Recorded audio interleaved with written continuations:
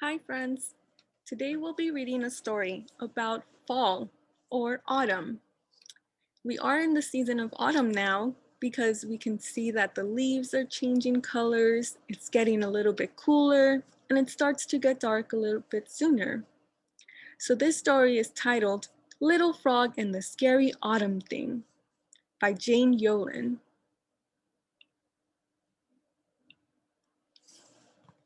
Little Frog and the Scary Autumn Thing. Frogs love green. Green water, green lily pads, green leaves, green. But autumn had come to the pond, turning everything red and gold. To Little Frog, red and gold were scary. They were the colors of hot sun and cold blood. She sat on a green lily pad and contemplated the trees. Half of them were now yellow. Two of them were orange. One was bright red. All the rest were still green. Sort of. She had never seen such a thing before. Well, she was only a little frog, and it was her first fall.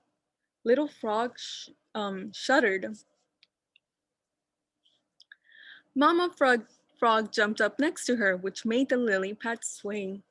Little Frog usually loved such swaying, but she was still shuddering. So the lily pad shuddered too. Be brave, Little Frog, said Mama Frog. Most things that are scary are only just new. You need to see what they are all about. Listen to their voices. Once you know them, they aren't scary anymore. That was certainly puzzling. Little Frog herself was pretty new, and she wasn't scary, but she always listened to Mama Frog. So that day in early October, Little Frog decided to try to be brave and see what red and gold were all about. And orange. She hopped back into the water, the dark green water, and began to swim. Her heart was going bumpity bump, and she did the backstroke and the side stroke and some frog paddling too. But she made it to the shore. Brave Little Frog. She stuck one toe onto the brown dirt. After green, Little Frog loved brown the best. Brown is soft and comfortable and familiar. She took one step and another, though now her heart was going bumpity bump and thumpity thump. Brave, brave Little Frog. Then Little Frog hopped a bit down the twisty path going toward the wood that was so full of red and gold and orange. She wasn't sure about orange. Brave, brave, brave Little Frog. Suddenly, a wind whooshed through the trees. Leaves began to rain down.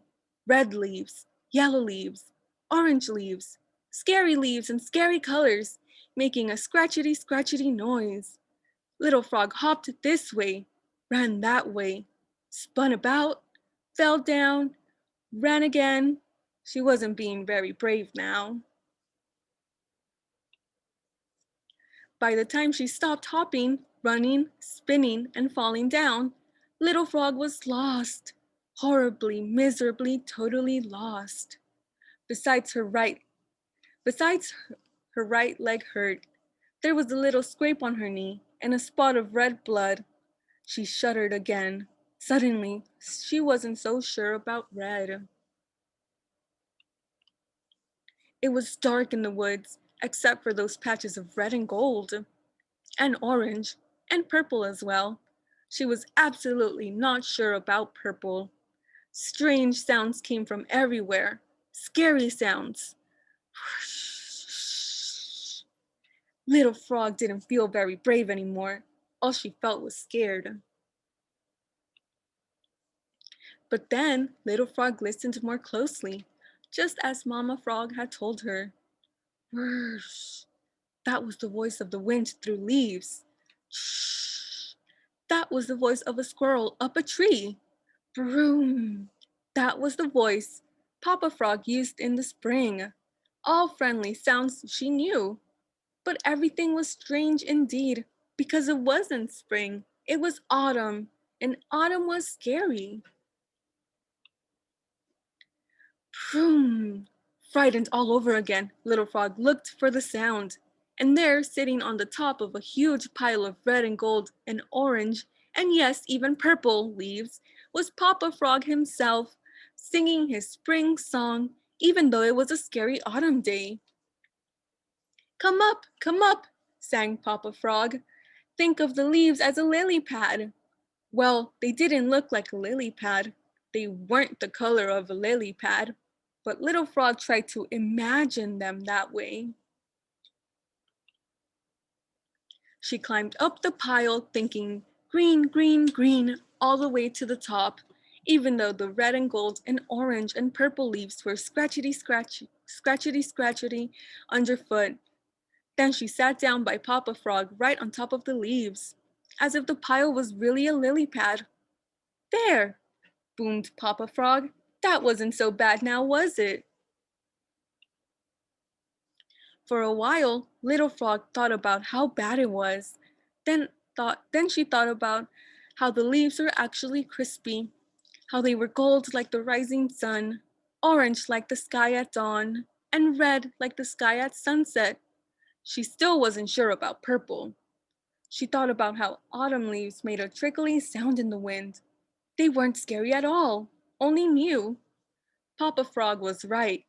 Mama Frog was right. Not so bad, she sang to Papa Frog. Not the red and orange and gold, he said. She noticed he didn't mention purple.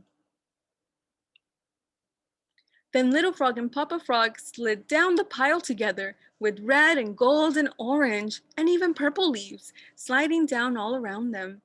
It was so much fun, Little Frog climbed up and slid down again. And again. Red and gold and orange are not scary at all, said Little Frog. Now when you really get to know them. Papa Frog looked at the pile again. And purple's not so scary either, he said, only new. At last, arm in arm, Little Frog and Papa Frog happily hopped and danced all the way home to the pond, where Mama Frog had made a fresh shoe fly pie for dinner, something all three of them knew well. It was still hot, just the way they liked it best. Even better, inside it was all green. The end.